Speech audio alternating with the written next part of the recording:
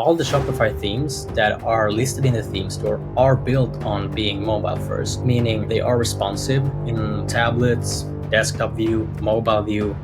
So the end merchant doesn't need to think about it. Instead, they should focus on what sections is inside the theme. What kind of features does it have?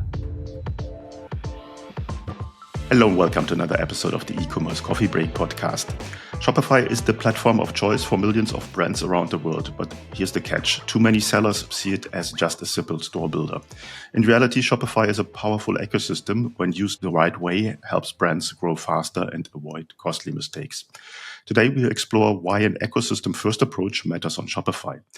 Joining me today is Anton Ekström. He's an entrepreneur and e-commerce expert at Iggy Agency, and he specializes in Shopify and Shopify Plus, helping brands boost sales and scale operations. We have a lot to cover, so let's dive right into it. Hey, Anton, welcome to the show. Hello, Klaus. Thanks for having me. Many merchants see Shopify just as a simple store builder, and that was it in the beginning, but it has changed a lot. What's wrong with that view? The view is natural. I actually sometimes describe it like that myself to keep it very, very straightforward. But it's grown into what I usually call an operating system, where you can use some kind of a center for your commerce, being online or offline, retail, wherever you do the sales. It is your operating system, your center where you do everything. And I think that's the kind of ecosystem that Shopify has been building into, basically. And but I think the web page builder aspect of it is that it is simple and very straightforward for a new early stage startup, an entrepreneur with an idea, to just build a Shopify store and try selling your product or services. So in that sense, I think it is naturally a store builder, or however you want to formalize it. So I agree with it at some point. Okay. I started working with Shopify 8-9 years ago, a long time ago, when it was very simple, very straightforward. Now, if someone comes in, starts working on Shopify, it might be just overwhelming because there is so many features in there. What kind of advice would you give a brand just starting with Shopify to get used to Shopify as an ecosystem?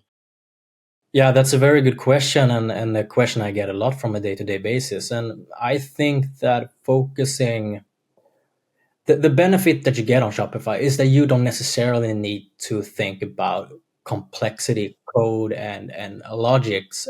I think that focusing on commerce, driving sales, and focus on the core business is what drives success today.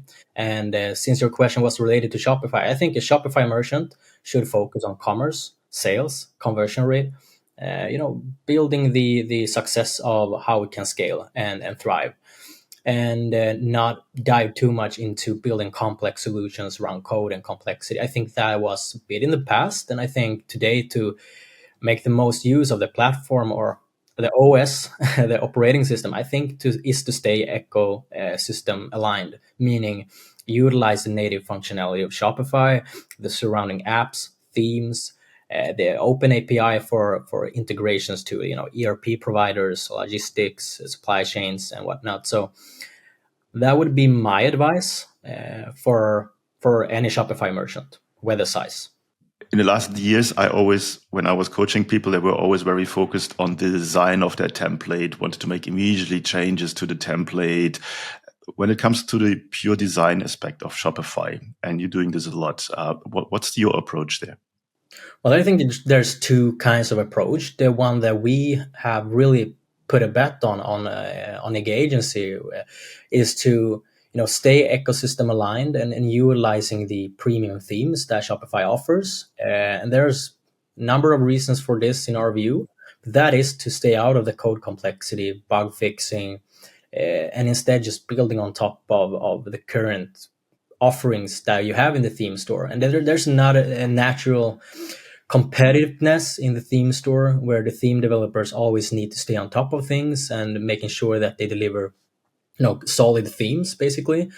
So I think by just jacking into a already existing theme that has the technical SEO, structured data, preloading of sections, all the stuff that a merchant doesn't necessarily need to think about, that's a good foundation to build on top of. And then when you have cases with, B2B merchants wanting to build blended storefronts with B2B and DTC operations, you can just jack into a pre-made, template, if you will, and then build on top of it. And then, of course, you can add customizations and build on top of it.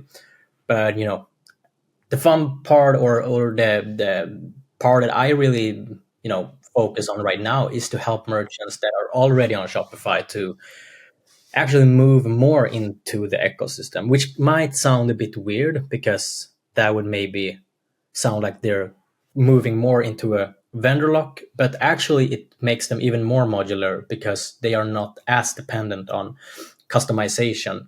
So, one typical case is that, we have a merchant that has been building a custom theme for, a number of years ago with a very good Shopify agency, but they come to us because they want to be even more aligned with the ecosystem, making use of the theme upgrades, the new functionality that Shopify rolls out. One example being the online store 2.0 that got released a few years ago. A lot of the merchants were stuck on older under older themes and older custom builds. And, adding complexity is something that I think more and more e-commerce companies is moving away from. It's not needed. It was in the past. I usually say, it's a bit of a slogan, but, companies were tech focused, tech first, but now we're helping them be in commerce first. They're actually looking at what drives their sales. I think this approach is the right to do so, because at the end of the day, a DTC brand or a B2B brand, they want to sell their products. Now, when it comes to technology, and I think you have some funny stories about that, a lot of stores are overloaded with apps, external apps. The App Store is very tempting. There's thousands of apps, but Shopify is also getting a lot of these features in their own ecosystem. What do you experience with brands coming to you, and what kind of a mess they have with external apps? Yeah, that's a very, very good question. I think I've seen it all. I think the record holds between like 25 or 30 apps, which is kind of insane. But to be honest, like I divide it. So when I explain to someone, there's two different apps. You have front end apps loading in the browser, and you have the back end apps that doesn't really affect the storefront. So as long as you keep the number of front end apps to a very bare minimum, I would say don't think too much about it. But when doing performance optimization and looking at performance, of course, the number of scripts you have in the browser, meaning apps loading, that will affect the storefront performance. What I usually recommend, going back to the previous statement about being ecosystem first aligned, is that make sure to choose a fitting theme from the beginning with a set amount of features that you might want. So, for example, you're a cosmetic brand, you want to show before and after pictures. Well, make sure to look after that section when you do the procurement and looking and comparing themes, so you already have it. Or if you're a B2B brand, make sure you have the quick order forms, quantity, volume, pricing, or whatnot, so that you won't be as app dependent. And I would also say that if you are on a budget, let's say you're in a early stage startup, don't have too much money in the bank, I would still make the investment to go for a paid theme, because it will actually be cheaper down the line than starting out on a fresh free theme, but then having to be app dependent and installing a bunch of apps. Because quick forward 5-6 months, then you will have like 5 apps, and that's money you could save and performance you could have saved. So it's a weighing game, of course. Yeah. Coming back to design, brand language, customized themes, obviously out of the box themes, and I would agree, a paid theme probably is much more stable than anything custom built. Obviously, a brand wants to have it in their design, and that's where you come in. How long does it take to get a paid theme to a branded theme? Yeah, I mean, this is the big selling point for working within the ecosystem. If you would compare it to a legacy build where you would have like a very big design process coming into development, QA phase, you would have 16-week project, right? But designing a project in Shopify, building on top of a prepaid theme and then working on top of it, of course, you can be able to add customized design features, but you don't need to reinvent the code structure and architecture behind the theme, right?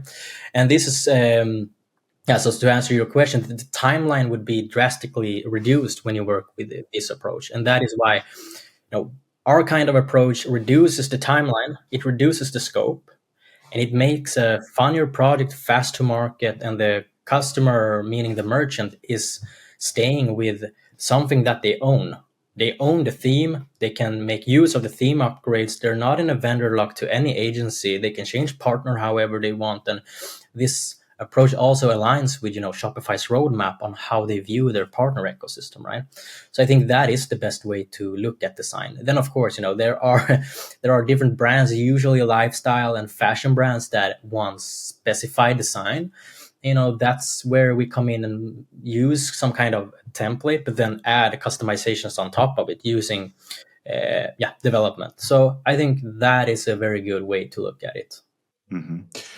Most traffic nowadays is coming through from mobile devices. So you need to be mobile first, and that's where the sales are coming in. How do you advise your customers to find a mobile friendly theme? What's the process there?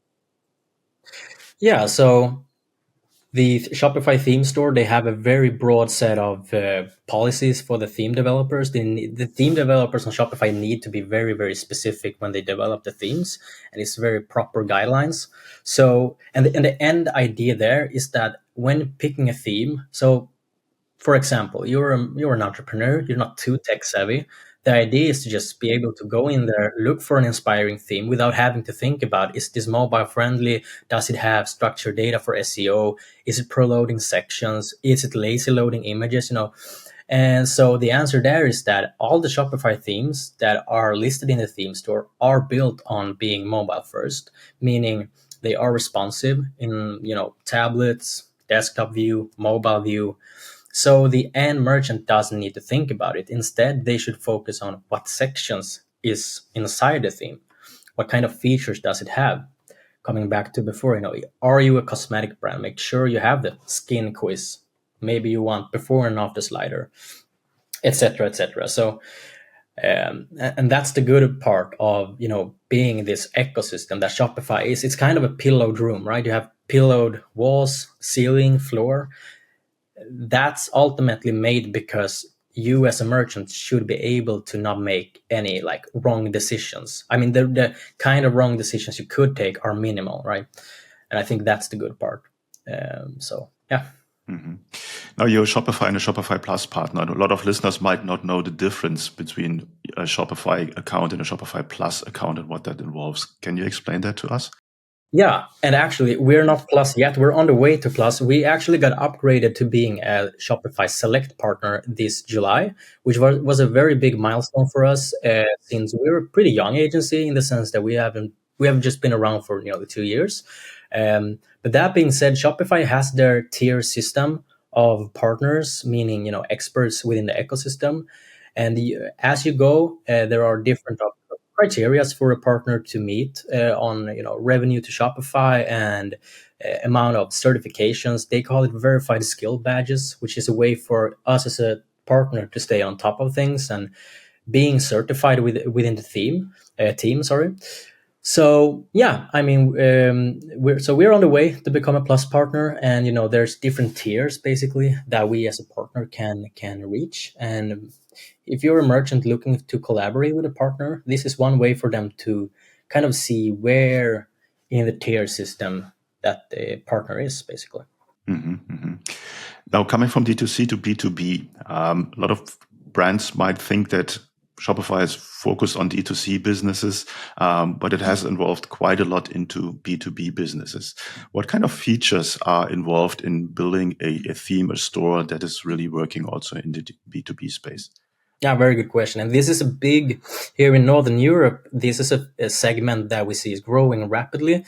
I think any Shopify partner around the globe could agree that Shopify B2B is growing rapidly. But yeah, so you have basically two ways of building Shopify B2B. The right way, there is three options, But if we should focus on the two ones that are the very best that we see it, is to build on top of Shopify Plus. And this is the highest plan in Shopify.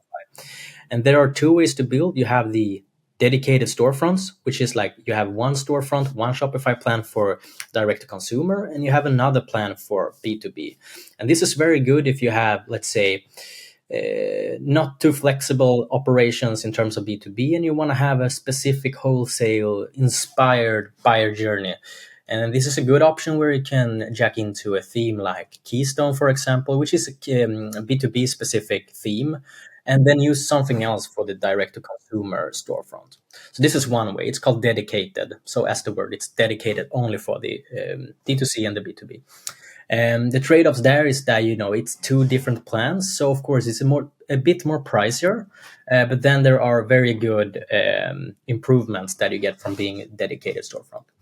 And then you have the blended storefront, and as the sound is, it's kind of blending the direct-to-consumer and the business-to-business buyer journey to one storefront. And this is often when you have one Shopify Plus plan, you have one storefront, you have one admin that you work through, you have your company, you have your price lists, you have everything segmented and ready in this Shopify admin view. And then you use a Shopify Plus exclusive theme with some features that is only for Shopify Plus, like quantity and volume, buying, etc. on PDP. And this is very good when you run both B2B and D2C. And these are very good often for the ones that doesn't have too strict feature policy or guidelines when developing the store. And of course, it's a bit more cost efficient since you're running on only one Shopify plan. And so in a typical B2B product on Shopify, we usually start by assessing where you are. What is the right B2B approach for you? Are you looking for combining D2C and B2B in one single storefront based on login? Well, then you should maybe look at a blended. But if you run complex and very logic heavy B2B operations, maybe integrated to a separate ERP, or you have a factory or anything like it, then a dedicated storefront might be the most fitting for you. So those are the main two ways. Then there is the third one, which I can mention very shortly, and that is just using a normal Shopify plan and looking for a B2B application in the Shopify App Store. There are trade-offs, good, bad things with this as well. But I usually recommend that if you want to do it the proper way, the aligned way with Shopify ecosystem, I would really push for being on the Shopify Plus plan and utilizing it natively. Mm-hmm. And it shows you how many variations you have within Shopify and how powerful the ecosystem is. Now, for our listeners, they might be a bit overwhelmed and just looking at their own store, their own business, and sometimes you don't see the forest because of the trees. When is the right moment to approach an agency like yours to get some outside view and get some optimization and expertise into your business? Yeah, of course, you can take my words lightly here since I'm a salesman. No, but jokes aside, I think I think you should contact a Shopify partner or consultant whenever you have a question, right? I don't think you need to contact a partner only when you have a big project in mind or migration in mind or anything like it. So whenever you have a question on how should I how should I utilize the platform or the ecosystem? How should I do this the most efficient way? That's a good reason to start a dialogue with a Shopify partner. And maybe it requires just an easy yes or no via mail. Maybe it requires 1 hour of work. But I think the merchants can be utilizing the partner ecosystem a bit more actually for the normal day-to-day tasks as well. Not to mention, business operations, and how to use it more with a business development, how they can think long term, making strategic decisions that will affect different side things. You have the normal domino effect. So I think even the smaller decisions are very important to get right. So I think that's a good reason to start looking for a Shopify partner and begin a dialogue. I think that's a very good point. Just to reach out, not when the house is on fire or a bigger project is coming in, but just trying to find someone who basically accompanies you on the journey with Shopify. Now, who's your perfect customer? Oh, well, the perfect customer is someone that, knows kind of what you're looking for. It's always easier for us as a partner to give good answers if the question is right. Now, that being said, sometimes you don't even know what to ask, right? But I think, clear communication, knowing what you're looking for in some sense, is a very good start. But I think that's a good start in any relationship. So I think, yeah, good communication and just being straightforward, and then trying to stay solution driven from both sides. That's usually a good concept for success. Tell me about your typical onboarding process for a new client. What steps are involved? How long does it usually take? Yeah, the normal onboarding is that we agree on a scope and then we start working together. And usually we have these, phases. So we have a discovery workshop where we bombard with a few questions. Those are, often very long question. But we try to identify every scope and every part of the business, and we call it a gap analysis. And then we move on to development, which is basically like we start building. And in a migration project, that would be setting up migration, connecting to APIs, cookie crawling, or whatever methods we use for, extracting data. And then, once we have done the migration or development part, then we come to, the quality assurance phase, where we basically test everything. And then we're going live. So this is the phases that we use. And depending on the service that is used, those are a bit different. But in general, those are the kind of steps that we use. And the onboarding in itself, I mean, it's very straightforward. And I think we have done this now for 2 years. So we have gathered a lot of feedback and input on things that we haven't improved. And I think right now we have a very solid onboarding and onboarding of the merchants. Before we come to the end, one question I always need to ask is about AI. Shopify is heavily investing into AI, also partnering with OpenAI. What's your take on that? Well, I love it. I think it's super fun. They release a ton of features. I'm heavily into the Sidekick. I use it a lot, actually.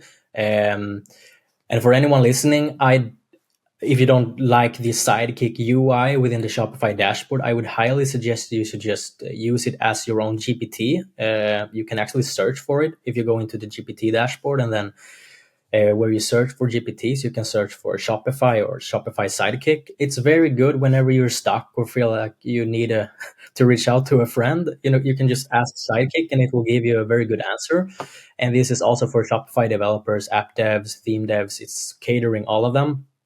Whereas before you needed to prompt your own Sidekick. So I think that's good. That's a low hanging fruit that anyone can use. But I think the, AI commerce, just turning back to myself, I used it today. Actually, I was looking for a new pair of AirPods. So I wonder, where can I find it the cheapest near me? So I think the way we use AI, if we look at the LLMs, I use them as a kind of replacement for Googling. Honestly, like I just open up my GPT app and then I Google, but I do it in GPT. So the question is more, when will we replace the word Googling to GPTing or anything else? Like, because I think that's down the line where we will end up, maybe. Yeah, I would totally agree. If I look at my own workspace, probably my invisible friend, which is called ChatGPT or Claude or Gemini, depending on the task, is definitely heading that way. Cool. Before our coffee break comes to an end today, is there anything you want to share with our listeners that you haven't covered yet? No, I don't think so. I think the most important thing that I really try to push for the current Shopify merchants is to really think about being commerce first and staying away from unnecessary complexity. Because while a simple code line or simple customization right here, right now might solve a problem, this will add up and build on top of things. So if you're unfamiliar, reach out to a partner. It could be anyone in the partner ecosystem, but make sure to really ask questions and ask for strategic advice. I think that's the best bet a merchant can do right now. Mm-hmm. Where can people go and find out more about you guys? They can reach out to us via ig.agency, which is our website, where they can read all of our services. And for me, they can just look up me on LinkedIn. My name is Anton Ekström with a Swedish Ö, but I'm sure you can search for the O as well. So Anton Ekström, where I'm usually pretty active. So those are the contact ways. Cool. I will make it even easier. I put the links in the show notes and you're just one click away. Even better. Anton, thanks so much for the overview of what Shopify and its ecosphere actually can do. And I think it's always good to reach out to someone who has expertise like you and to get an insight what really helps in their business. Thanks so much for your time today. Thank you so much.